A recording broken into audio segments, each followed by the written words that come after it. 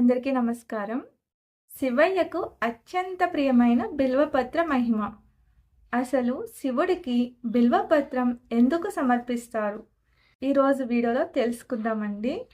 మనలో చాలామంది ప్రతి సోమవారం శివాలయానికి వెళ్ళి శివలింగంపై బిల్వపత్రం సమర్పిస్తుంటారు. కానీ ఒకసారి ఆలోచించారా? ఎందుకు శివుడికి ప్రత్యేకంగా బిల్వపత్రంనే సమర్పిస్తారు? ఇతర ఆకులు కాకుండా ఈ ఒక్క ఆకునే ఎందుకు శివుడికి అత్యంత ప్రియమైనది? బిల్వపత్రం సమర్పిస్తే ఎంతటి పాపాలు పోతాయో తెలుసా? పురాణాలలో చెప్పిన ఒక అద్భుతమైన కథ ఉంది. ఆ కథ వింటే ఇక మీదట మీరు కూడా శివయ్యకు బిల్వపత్రం సమర్పించే విధానం పూర్తిగా మారిపోతుంది. అయితే ఆలస్యం చేయకుండా బిల్వపత్ర మహిమను ఇప్పుడు పూర్తిగా తెలుసుకుందాం. బిల్వపత్రం ప్రత్యేకత. పురాణాల ప్రకారం బిల్వ చెట్టు స్వయంగా మహాలక్ష్మీదేవి స్వరూపమని చెబుతారు. ఈ చెట్టు ప్రతి భాగం పవిత్రమైనది. ఆకు, పండు, చెట్టు అన్ని దేవతలకు ప్రీతికరమైనవే.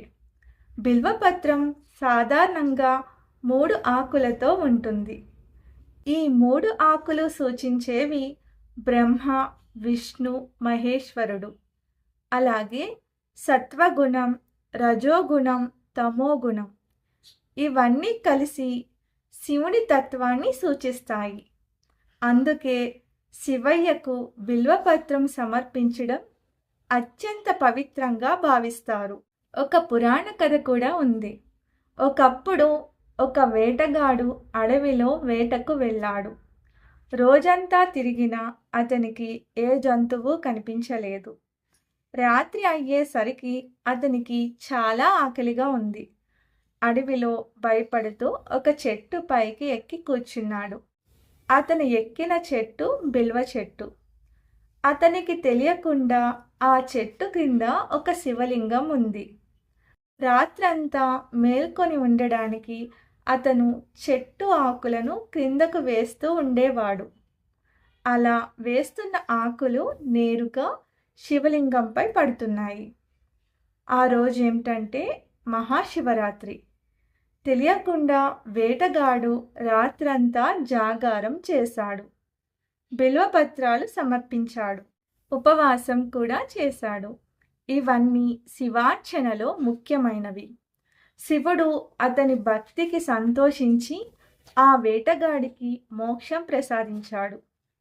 బిల్వపత్రం సమర్పించే విధానం. శివుడికి బిల్వపత్రం సమర్పించేటప్పుడు కొన్ని నియమాలు ఉన్నాయి. పాడైనటువంటి ఆకులు వాడకూడదు. 3 ఆకులు కలిసిన బిల్వపత్రం ఉండాలి. ఆకుపై ఉన్న మధ్య భాగం శివలింగం వైపు ఉండాలి.